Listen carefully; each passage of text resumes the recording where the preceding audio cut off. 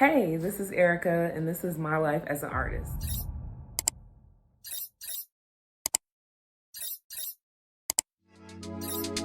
Welcome to my channel. Although my life is filled with many roles,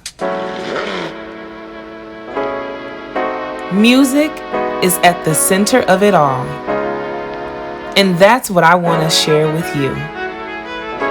Join my journey full of stories, lessons, and loves. I'm Erica Solstice, and this is my life as an artist. So I want to talk about finding a band. Finding a band for me was like very easy. It was as simple as like clicking on Craigslist, scrolling through, reading the different ads on there, and by the second one, I was like, this is the band for me. I think the reason why is because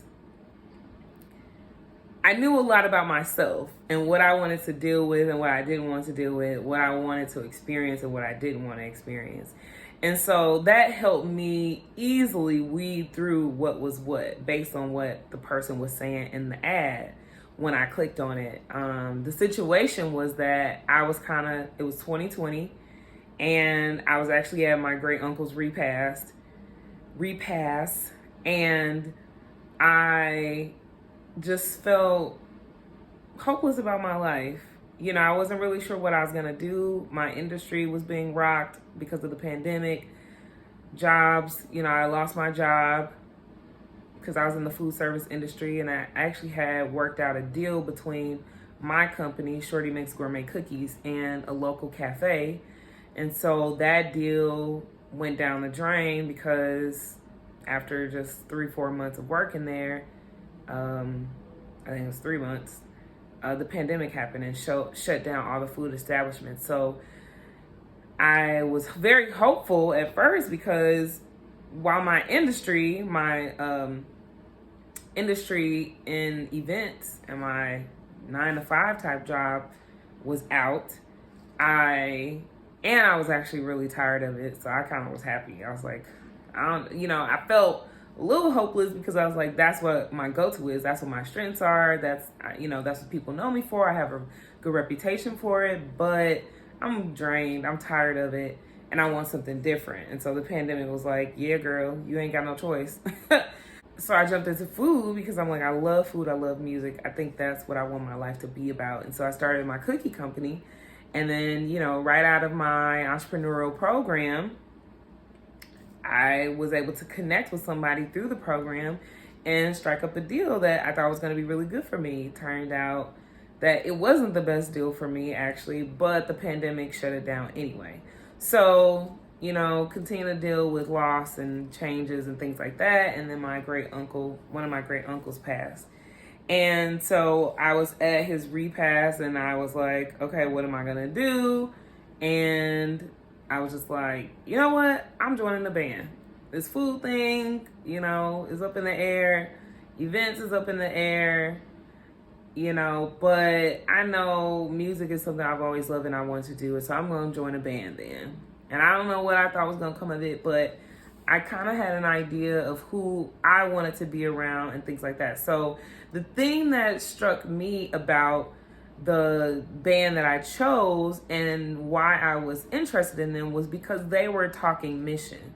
So I had just got out of an entrepreneurial program, right? Where it's like, what is your mission with this business? So everything was very much so about mission, purpose, and that's kind of where I was in my life. And they weren't just saying like, okay, we need an alto, we need a soprano, we need, they were saying like, we're looking to change the face essentially of music in St. Louis and build a community of artists and things like that. So they weren't just looking to have a band, they were looking to have an organization that connected musicians and that ultimately made music in St. Louis, Missouri better. And that was something that I think, one, was needed, necessary in St. Louis, and then two, that I wanted to be a part of. And especially when they talked about things about character, they were saying, talent is important, but character is even more important than that. And so, of course, being a singer, I'm like, I don't know what that means in terms of who we gonna get and how they sound. But they were fantastic musicians, which only made sense because they were also fantastic human beings. And so that's how, like, being able to weed out bands, I mean, I was probably a little bit lucky or something, or just perfect timing because, you know, again, I didn't have to search very long or very hard or very far, and they were right there looking for offering what I was looking for. So the audition was very laxed, you know. Even though I hadn't been singing very much, I still, you know, have been singing all my life. So they were able to see right away that I had skill, that I had talent. And, you know, it was a very difficult time to be a part of a band because bands require a lot of rehearsals, a lot of hours. And then we have a lot of members when you have a full band where you have a drummer, you know, a bass, a guitarist, a piano, keys, somebody on keys. And then you have, like, we have a saxophonist and a violinist. And then now we have 3 lead singers. At the time there were like 2, or maybe, no, there were more when I first joined. That was even more people, I think, when I first joined. I'm trying to think who else was. There was a lot of people. So then you have to sync schedules. You have to be flexible. You have to be good at communication. You have to be organized. You have to be, you know, it's a lot that goes into it, which really makes the pay, you know, suck sometimes because it's a lot of work. And a lot of commitment. You have to really be committed to it in the long haul. So band life was really difficult for me, and it was unique because trying to have a band when you can't actually meet up is just like, what are you doing? What are we doing here? So it was hard. So, like, really early on, we never really got a chance to gig. We didn't really get a chance to rehearse as frequent. So I was like in a band, but I wasn't. Like, I was in this thing that was trying to work and it wasn't working. But the people were committed, some of us, and then people would leave and then people would come. So the good thing about my band leader, though, was that he was always networking and he was always looking to collaborate and work with different people. So that made it really good for us. So one of the other tips I would say when looking to find your band is really paying attention to the leader. If you have a good leader, then that's something that you can commit to.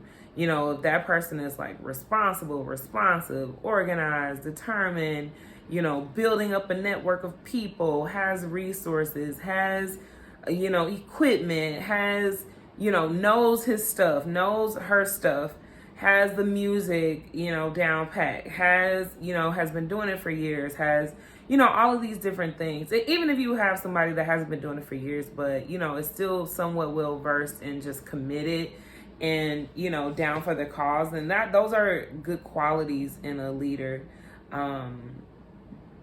where, you know, it's like worth your while to be a part of it. So, my biggest things, though, when it comes to finding your band is like,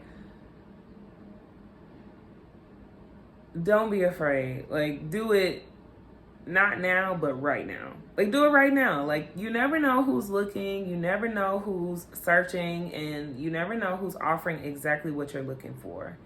And, you know, and I'm sure there are cases where that hasn't actually.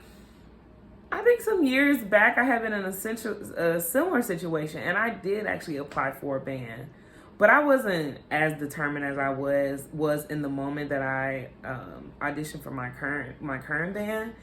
But I remember I just got a weird vibe from them, and I was just like, yeah, maybe I don't need to do this band thing. But they didn't like me either. Well, I shouldn't say like me, but, you know, they were like, no, your voice is too, you know, it's not for what we're doing. Like, they were doing covers, but they were doing like a lot of pop type stuff, and my voice is definitely like more R&B, so, you know, but I can sing a lot of different things, but it just wasn't what they were looking for. But I was kind of happy at that moment, you know, that it didn't work out. But I was a little bummed too, because rejection isn't fun. But so technically this was my second time going through like searching for a band. But again, like at that time, I didn't know what I was looking for. I didn't know what I wanted to be a part of. I didn't know what I would have been signing up for. But you know, this second time that I reached out to be a part of a band, I knew exactly what I wanted. So yeah, but don't, you know, even if you find out that, you know, in your search that the band that you, or the people that you're encountering when you're searching, it doesn't work, that's good too, because having that experience, knowing what it's like, you know, to audition, to search, to read through what people are saying, you know, what they're looking for, then it makes you more ready, right? Because if you don't have what they're looking for and you think it's a good opportunity for you, but it doesn't work out for you, then you know what to work towards so that you can be a better candidate, right? Same thing as like, you know, finding out if you don't really care about a mission, you just want somebody who's getting booked. So now you know, you're looking for bands. It's like, okay, we perform every weekend, or we perform 3 nights a week, or whatever it is that you're looking for. Now you know what that looks like, and you have, you know, that experience, that knowledge on, you know, what you want to look for. So yeah, so some type of strategy, having some information, knowing yourself, knowing the people you want to be around, because you're going to spend a lot of time with these people, and you should definitely like them, because if you don't like them, that's tough, because, you know, 9 times out of 10, you're a new band, you're not going to make any money. You're going to be booking free gigs for a while before you ever really get paid. And then when you do get paid, you get paid a little bit of chump change. Like, you know, you get paid like gas money. And then, you know, it's going to take some time before you get there. So the least you should do is like the people that you're gonna be in a band with, and that is fun when you guys get together, so it doesn't even feel like work, you know, but you know, you're also being challenged as an artist and as an individual. So I think the last thing I would say is, like, when it comes to being a part of a band, you gotta be in it for the long haul. Like I said before, things are not going to take off as quickly. Sometimes that's not the case. Like, for some people, it does take off fast, and that's awesome. But a lot of times, it's not going to take off as quickly as you think it will. So be in it for the long haul. Make sure it's something that you're ready for, that you want to be committed to, and figuring out. And, you know, funny enough, when I first joined my band, I was in between jobs. Like, I didn't have a job, so I didn't have a car, so I was using my mom's car, and then in some cases I was getting picked up, and you know, so it was a lot. And I remember, it's kind of embarrassing now, but I think this was probably like the first or second, I think it was like the first practice meetup where, you know, we all were together, all the singers were together, and we were together with, and we also had a rapper, I forget. Yeah, so again, it was a really large band. We had a rapper, and we all met up with the pianist, and I cried. I was like, I don't even know these people, and I'm in tears about my life. It was rough. It was a rough time. But it didn't matter, because I was like, I don't care about no money, no job, whatever, no car, no house, whatever. I'm here because I'm going to be a part of this band. I don't recommend it, but that's where I was in life. And, you know, of course, life took off after, and things went well, and I was fine. But, you know, it was rough when I started, but I was committed. So be in it for the long haul, y'all. I hope something I shared about, you know, my experience with bands, things that I've learned, and, you know, my whole story has helped you in some way. And yeah, you've been listening to me, Erica Solstice, singer, songwriter, artist, and talking about my life as an artist.